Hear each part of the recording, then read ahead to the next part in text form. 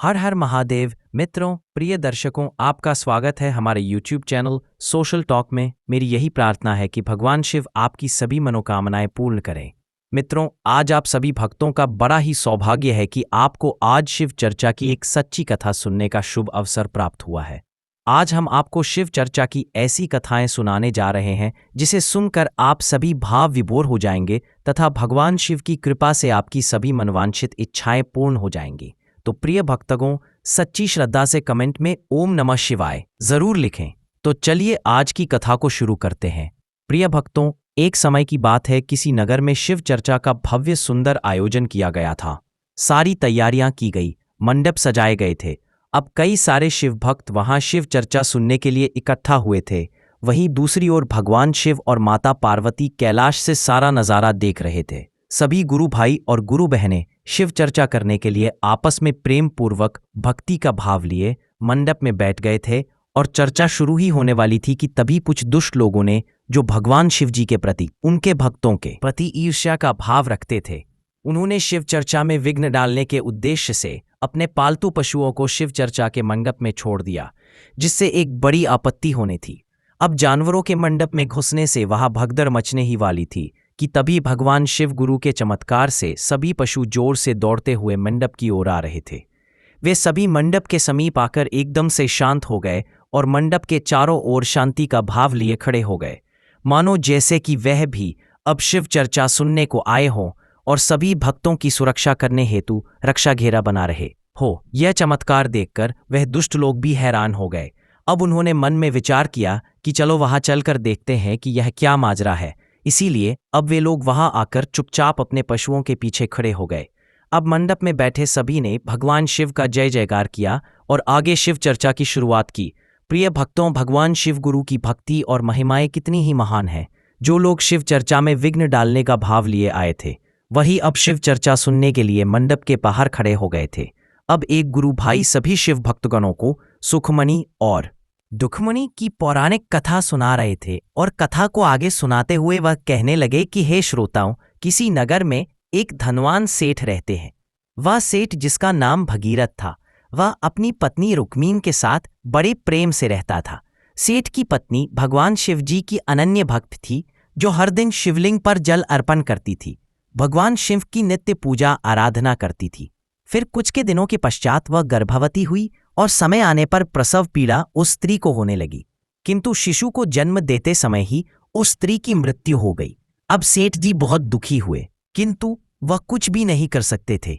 वहीं दूसरी ओर सेठ की पत्नी ने एक सुंदर कन्या को जन्म दिया था, जिसका नाम मां को दुख देने के कारण से दुखमणि रखा गया।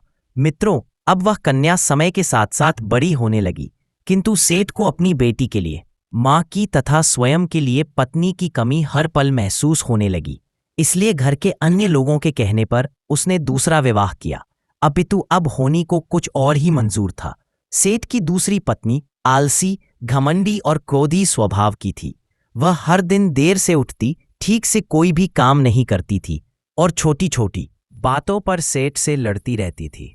उसने तो अब दुखमणि को, जो कि मात्र 5 साल आयु की थी, उसे ही घर की नौकरानी बना दिया।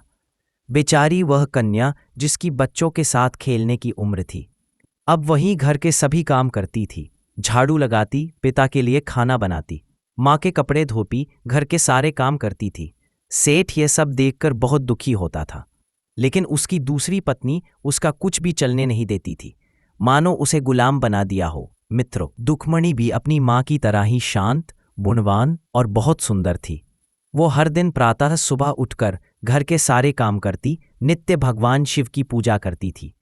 वो कभी अपने भाग्य को नहीं कोसती थी, वह तो बस अपने प्रिय भगवान शिव की भक्ति में लीन रहती।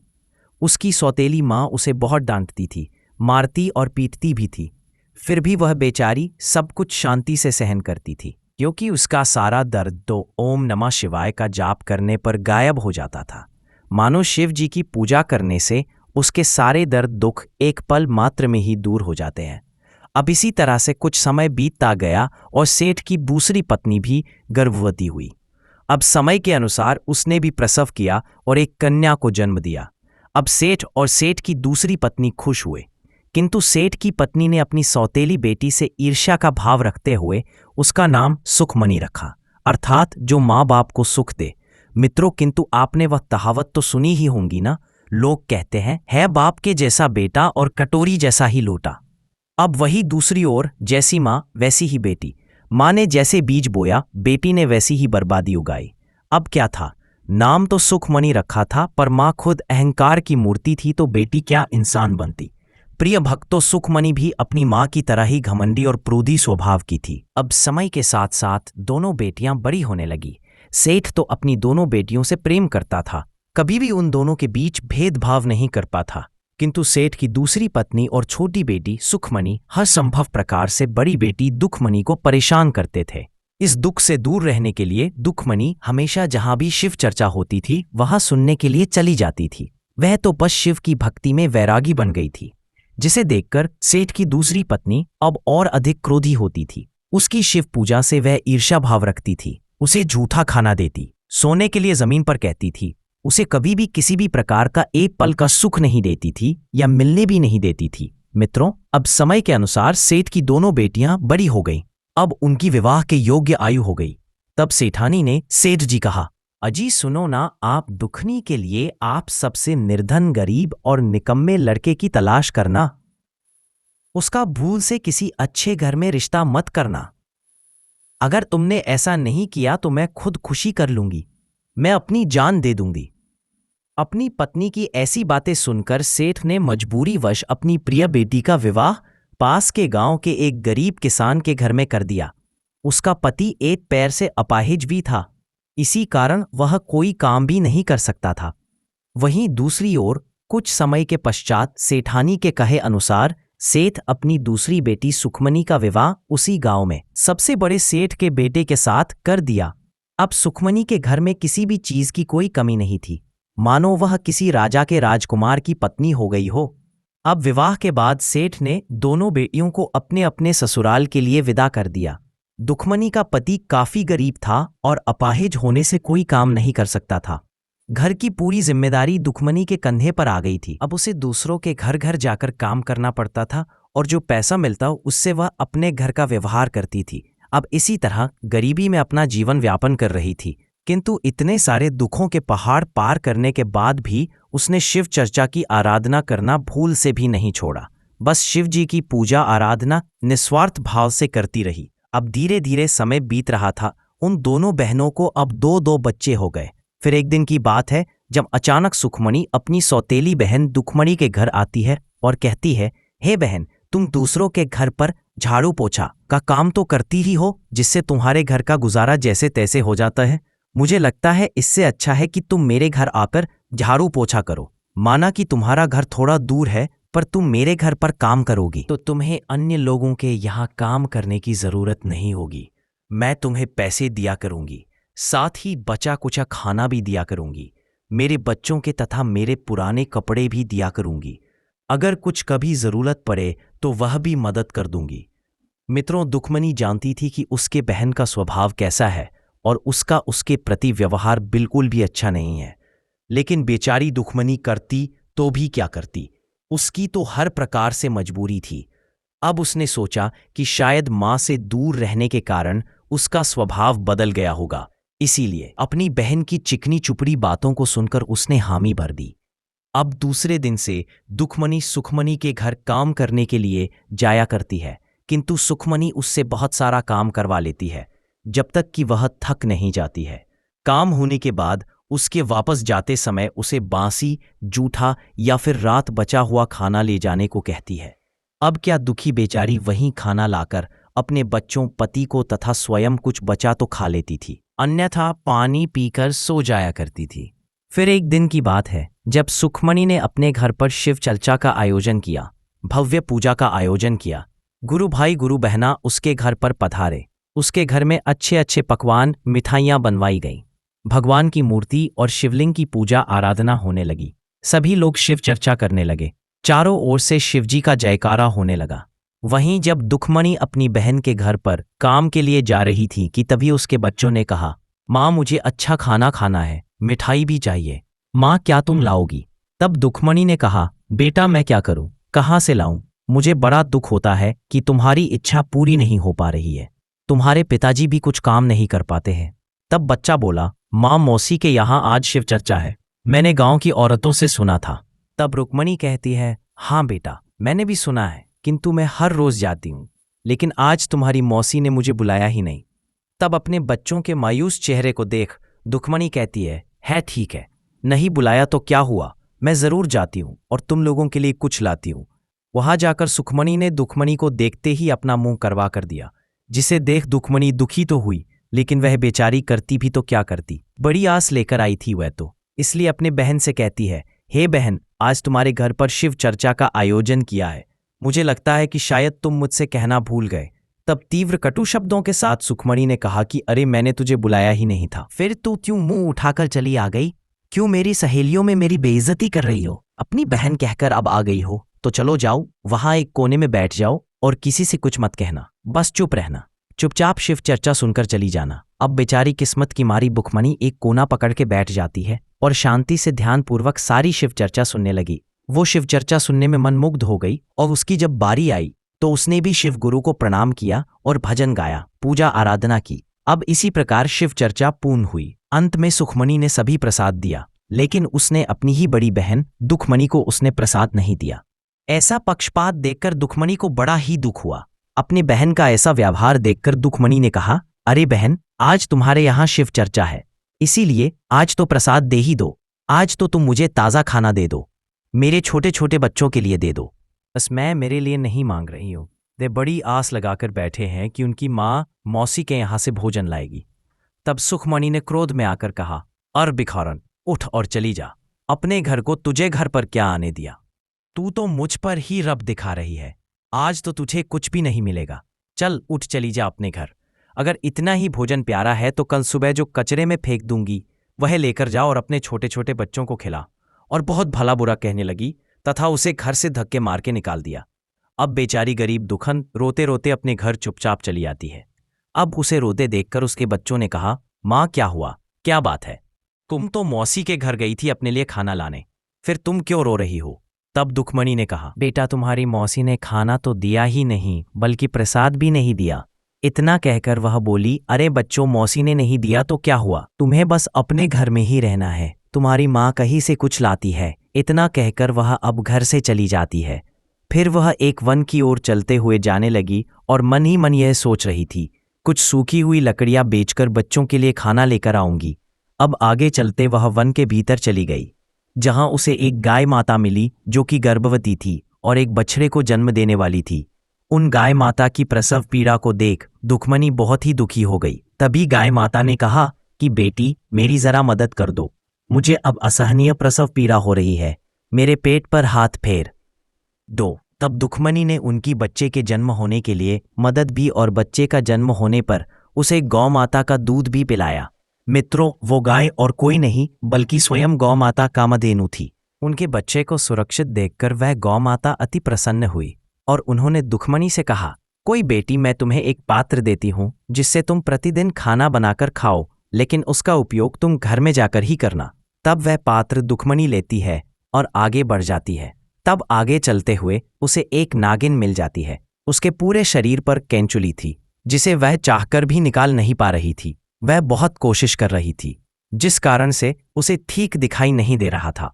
तब उस नागिन ने कहा कि हे बेटी, मेरी जरा सी मदद कर दो, मैं बहुत पीड़ा में हूँ, मुझे ठीक से दिखाई नहीं दे रहा है, जिस कारण से मैं बहुत भूखी हूँ। तब दुखमणी उसकी मदद करती है और वह नागिन आसानी से कचुली छोड़ देती है। तब वह नागिन अपने स्वयं के रूप में आकर दुखमणी को बहुत सारे हीरे मोती देती है। मित्रों, वह नागिन स्वयं नाग माता थी जो कि पाताल लोक से आई थी। अब दुखमणी वह सारे गहने लेकर आगे बढ़ जाती है। तब आगे उसे वन माता मिलती है जो कि स्वयं देवी पार्वती होती है। वह एक बूढ़ी औरत का रूप धारण करके वहां बैठ जाती है और दर्द से करहाने लगती है। तभी बूढ़ी माँ दुखमणी को देखकर कहती है, हे बेटी, जरा मेरी मदद कर दो, मेरे पैरों में बहुत दर्द हो रहा है, कृपा करके मेरे पैरों को दबा दो। तब मन में निसंकोच का भाव लिए दुखमणी उस बूढ़ी माँ के पैर दबाने लगती है, उनकी सेवा करती है। तब वो प्रसन्न होकर कहती है कि बेटी, तुमने मेरी बहुत सेवा की है, यह लो मेरे पास एक पोटली है। जब दुखमणी ने उस पोटली को लिया और उसके अंदर झांक कर देखा तो उसने देखा कि उसके अंदर बहुत सारा सोना, चांदी, हीरे, जवाहरात थे। तब दुखमणि ने कहा, माँ जी, इस पोटली में बहुत सारा धन है और इस धन की आवश्यकता तो मुझसे कई गुना अधिक आपको है, फिर भी आप मुझे इसे दे रही हैं। तब बूढ़ी माँ कहती है, लेकिन बेटी, मेरा तो आगे पीछे कोई नहीं है और तुम्हारे छोटे छोटे बाल बच्चे हैं। जाओ, ये सब कुछ लेकर जाओ और अपने घर को संभाल लो। ये लो, ये और एक थैला मेरे पास है, इसमें तुम जितना चाहिए उतना अनाज निकालो, वो कभी खत्म ही नहीं होगा। रुक्मिणी समझ जाती है कि बूढ़ी माँ साक्षात देवी माँ ही है। वो उन्हें बारंबार प्रणाम करती है और उनके चरणों में झुकती है। तब माता पार्वती उसे साक्षात दर्शन देती है और कहती है, बेटी उठ जाओ, आज तुमने तुम्हारी निस्वार्थ सेवा भाव से और प्राणियों के प्रति दया से मुझे प्रसन्न किया है, इसीलिए आज से तुम्हारी गरीबी सदा के लिए समाप्त हो जाएगी। बेटी जाओ, अपने घर जाओ और इस धन से अपनी दरिद्रता को हमेशा के लिए मिटा दो। और हाँ, भगवान शिव की चर्चा करती रहो। इतना कहकर वह वन देवी पार्वती माता अचानक से गायब हो जाती है। अब दुखमणि शिव जी को बारंबार प्रणाम करती है और वह अक्षय पात्र, सोने, हीरे, जवाहरात की सभी पोटली और थैले घर लेकर आती है। अपने घर आने पर उसने अक्षय पात्र से सभी प्रकार का स्वादिष्ट भोजन बनाया, तरह तरह की मिठाइयाँ, कपड़े और वह सब कुछ निकाल लिया जो उसके पास नहीं था। वहीं दूसरी ओर सुखमणि के शिव चर्चा के दौरान अपनी बहन का अपमान करना भारी पड़ गया। भगवान शिव उससे रुष्ट हो गए और उसकी सारी संपत्ति समाप्त हो गई। उसका पति भी वैश्याओं का गमन करने लगा था। अब धीरे धीरे वह भी गरीबी और दरिद्रता की भागी बन गई। फिर एक दिन की बात है जब सुखमणि मन ही मन सोच रही थी, कई दिनों से मेरी बहन दुखमणि भी मेरे घर काम के लिए नहीं आ रही, पता नहीं उसका क्या हाल है। चलो तो मैं देख लूं कि आखिर वह किसके घर काम कर रही है। इतना सोच के वह दुखमणि के घर के लिए निकल जाती है। उसी दिन दुखमणि ने अपने घर पर शिव चर्चा का आयोजन किया और वह अपनी बहन को न्योता देने के लिए उसके घर की ओर जा रही थी कि तभी उन दोनों भेंट रास्ते में ही हो जाती है। तब सुखमणि दुखमणि के वस्त्र, साड़ी तथा विविध प्रकार आभूषण देखकर आश्चर्यचकित हो गई। दुखमणि ने कहा, चलो बहन, अच्छा हुआ तुम मुझे रास्ते में ही मिल गई। मैं तो तुम्हें अपने घर पर शिव चर्चा का निमंत्रण देने आई थी। अब वह दोनों चलते हुए दुखमणि के घर आती है। तब दुखमणि के महल जैसे घर को देखकर सुखमणि का मुंह खुला का खुला ही रह गया। तब उसने पूछा, अरे बहन, तुमने किसी राजा के यहाँ चोरी या डाका तो नहीं डाला ना? बहन, कल तक तो तुम्हारे घर में खाने के लिए अन्न का एक दाना तक नहीं था, और आज इतना सारा धन कहाँ से आ गया? तुम्हारे पति ने कहीं डाका तो नहीं डाला ना? तब दुक्कन कहती है, अरे बहन, हमने ना कहीं डाका डाला है और ना ही चोरी की है। ये तो मेरे कर्मों के फल से और भगवान शिव और माता पार्वती की कृपा से मिला है। बस इसलिए उनका धन्यवाद देने के लिए आज शिव चर्चा का आयोजन मैंने किया है। और अपने साथ घटी हुई सारी बात दुखमणि ने सुखमणि को बताई। तब वह सोचने लगती है, क्यों ना मैं ऐसा ही करूं ताकि मेरे भी भाग्य खुल जाते हैं। तब दुखमणि से कहती है, अरे बहन, चलो मैं भी अब वन की तरफ जा रही, तुम अपना शिव चर्चा करती रहो। किंतु सुखमणि तो कटु स्वभाव की थी। तब दुखमणि कहती है, अरे बहन सुखमणि, सुनो तो, शिव चर्चा को आधा अधूरा या बिना सुने जाना अशुभ होता है। तुम अवश्य वन में जाओ, किंतु शिव चर्चा सुनकर प्रसाद लेकर करके जाना। इसीलिए वह उसकी एक भी नहीं सुनती है और वहां से चली जाती है।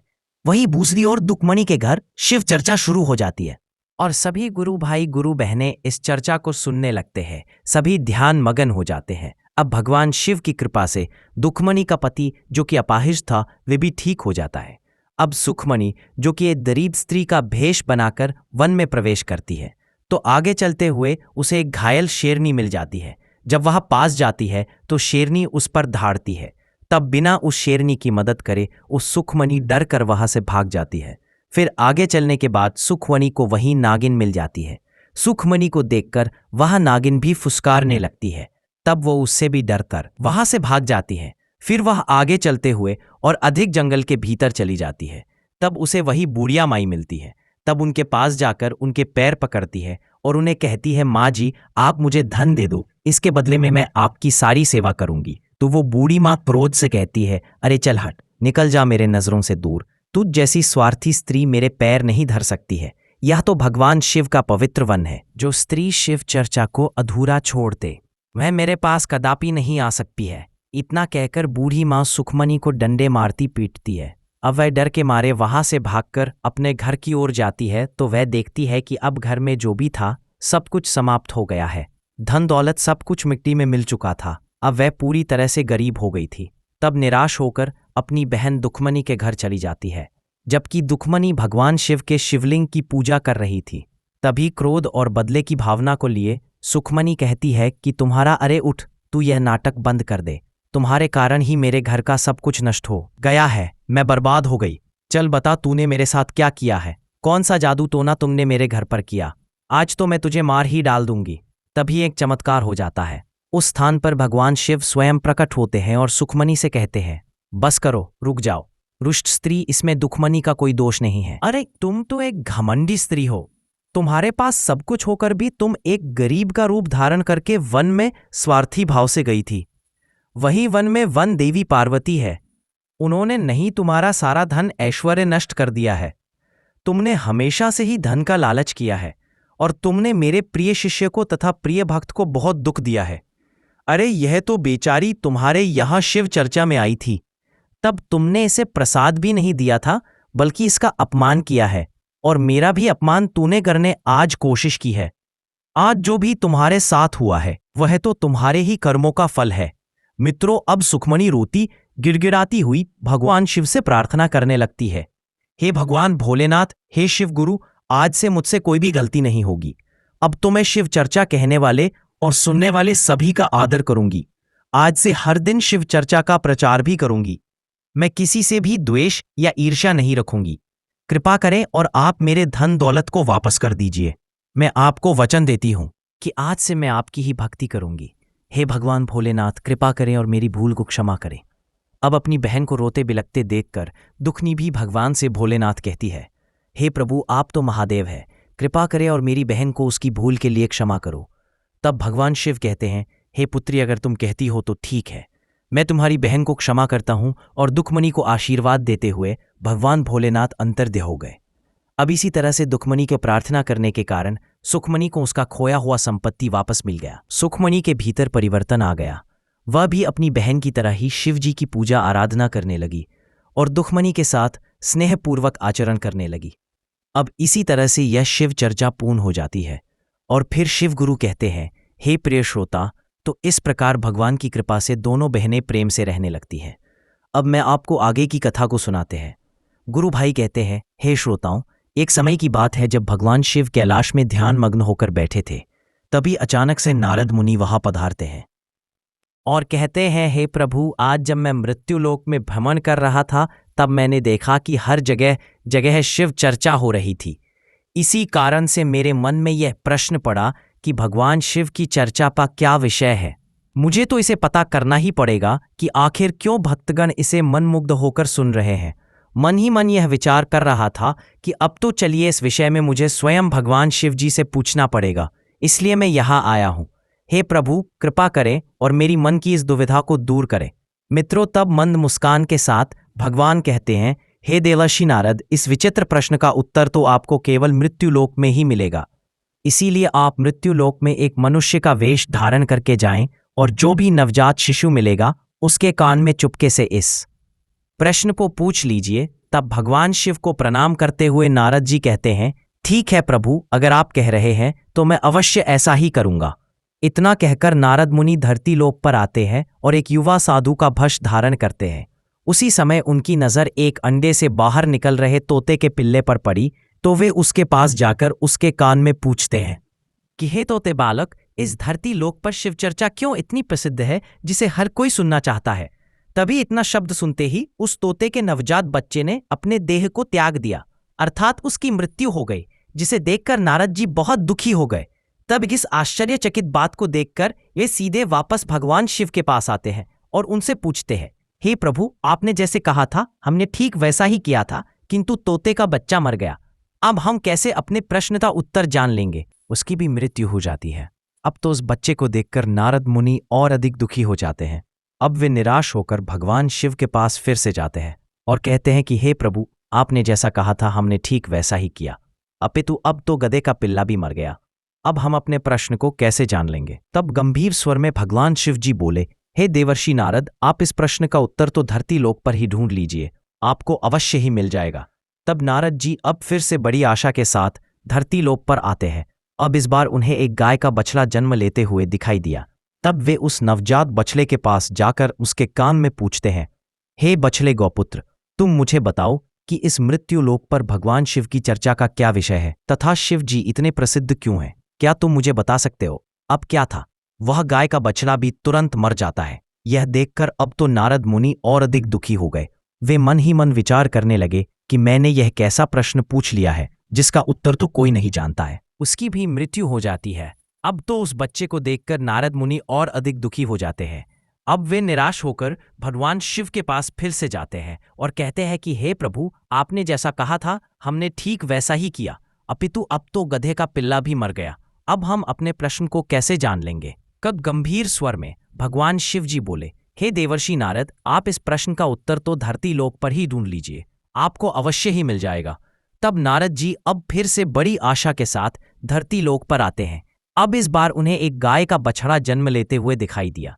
तब वे उस नवजात बछड़े के पास जाकर उसके कान में पूछते हैं, हे बछड़े गौपुत्र, तुम मुझे बताओ कि इस मृत्यु लोक पर भगवान शिव की चर्चा का क्या विषय है? कथा शिव जी इतने प्रसिद्ध क्यों हैं? क्या तुम मुझे बता सकते हो?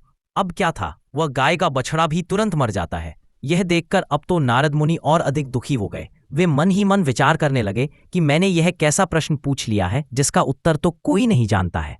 पर प्रश्न सुनते ही उसकी मृत्यु हो जाती है। अब चाहे कुछ भी हो, मैं तो इस प्रश्न का उत्तर भगवान शिव के ही मुख से सुनूंगा, क्योंकि मेरे कारण 3 नवजात शिशुओं की मृत्यु हो गई है। अब बस मैं इनकी मृत्यु का पाप अपने सिर नहीं ले सकता हूँ।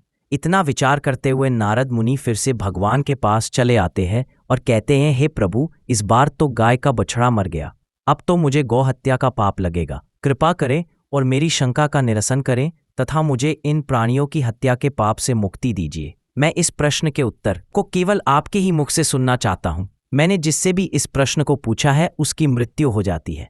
तब भगवान शिव बोले, हे नारद जी, आपको इस बार निराश नहीं होना पड़ेगा। आपके प्रश्न का उत्तर आपको अवश्य ही मिल जाएगा। आप दोबारा से धरती लोक पर ही जाएंगे तो आपको वही जवाब मिलेगा। मित्रों, अब नारद जी बहुत ही आशा और विश्वास के साथ धरती लोक पर पधारते हैं और अपना भेष बदलते हैं। अब इस बार उन्हें एक राजा के भव्य महल में एक बच्चा जन्म लेते हुए दिखाई दिया। उस राजा के यहाँ एक पुत्र का जन्म हुआ था। उस राजा के विवाह के कई सालों के बाद और बहुत ही मन्नतें मांगते हुआ था। करीब 10 से 12 सालों के बाद उसका एक बेटा हुआ था। इसीलिए उस राजमहल में बहुत ही बड़ा उत्सव मनाया जा रहा था। वहां उपस्थित सभी लोग राजा के बेटे को देखने के लिए बहुत ही उत्सुक थे। वहीं राजा के दरवाजे पर पहरेदार खड़े थे। तब नारद जी एक साधु का रूप धारण करके उस द्वार पर पहुंच जाते हैं। तब वे उस सिपाहियों से पूछते हैं कि यहाँ इतनी भीड़ क्यों उमड़ पड़ी है। तब सिपाही कहते हैं, अरे महाशय, आप नहीं जानते हैं, हमारे राजा के यहाँ कई सालों के बाद एक पुत्र का जन्म हुआ है, इसीलिए सब लोग राजकुमार को देखने के लिए ही इकट्ठा हुए हैं। तब साधु रूपी नारद मुनि बोले, हे सिपाहियों, अब मैं भी राजा के बेटे को देखना चाहता हूँ। तभी उन सिपाहियों ने कहा कि हे महाशय, आपको अंदर जाने की अनुमति नहीं है। तब नारद मुनि कहते हैं, जब तक मैं इस पुत्र का मुख ना देख लूं तब तक मैं यहाँ से एक पल भी नहीं हटूंगा। अब इस प्रकार का हठ देखकर सिपाही विवश हो गए और उन्होंने अपने राजा को बुलाया। जब राजा वहां पहुंचे तब साधु ने कहा कि हे राजन, मैं आपके पुत्र को देखना और उसे आशीर्वाद देना चाहता हूं। तब उस साधु का तेजस्वी रूप देखकर राजन उनकी बात को मान लेते हैं और उन्हें अपने साथ लेकर राजकुमार के कक्ष में चले जाते हैं। तब साधु महात्मा कहते हैं, हे राजन, मुझे इस बालक से एकांत में कुछ वार्तालाप करना है। यह सुनकर वे राजन आश्चर्य में पड़ गए और कहने लगे, हे मुनिवर, आप यह क्या कह रहे हैं? भला आपको इस नवजात शिशु से क्या बात करनी है? इसकी आयु तो मात्र 2 घंटे की है, यह आपसे कैसे बात करेगा? तब मुनिवर कहते हैं, हे राजन, मैं इस बालक की खोज करते करते यहाँ आया हूँ। इसके पीछे विधाता का गढ़ रहस्य होगा। मैं बहुत समय से इस बालक की प्रतीक्षा कर रहा था।